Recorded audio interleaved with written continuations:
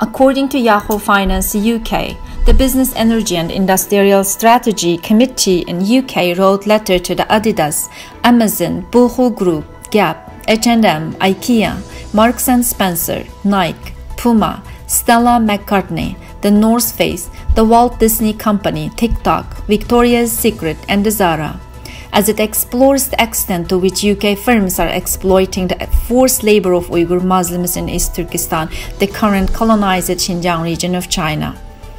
Yahoo Finance UK reported that the letters include questions around supply chain's transparency, requesting compliance evidence, and written feedback on how each company maintains visibility and combats modern slavery within their supply chains.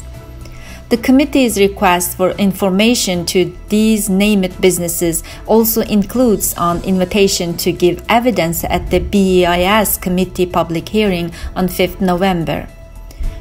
Governments are considering about Uyghur forced labor after an Australian think tank early this year found that 80,000 Uyghur women are forced to move out of East Turkestan and work in factories in Chinese cities. However, there is a difficulty to root out forced labor in Chinese supplies. According to Reuters report from Washington, October 16, Ambassador-at-Large John Richmond told reporters that forced labor by the Chinese government had spread beyond the Xinjiang province to the other provinces, complicated the process of due diligence for global firms. Uyghur activists and organizations protesting worldwide to stop genocide in East Turkestan.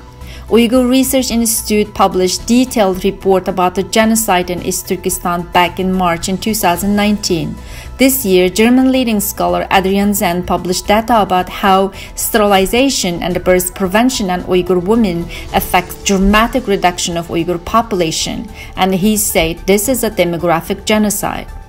International Parliamentary Alliance on China co-chair Garnet Genius is a member of the Canadian Parliament, also Canada's Shadow Minister for Multiculturalism and also for Canada-China relations, open hearing last month in Canadian Human Rights Committee about China's genocide.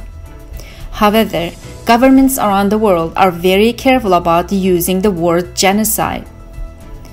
U.S. Secretary of State Mike Pompeo said last month in Washington was considering the language it would use to describe what is happening in the region.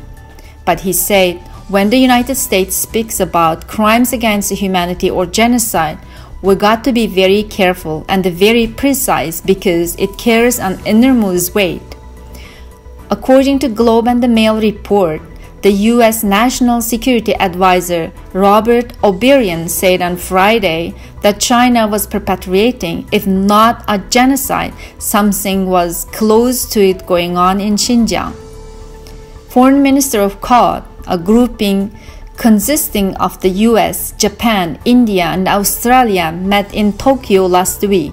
After the meeting, U.S. Secretary of State Mike Pompeo pointed out that China had amassed 60,000 soldiers on India's frontier.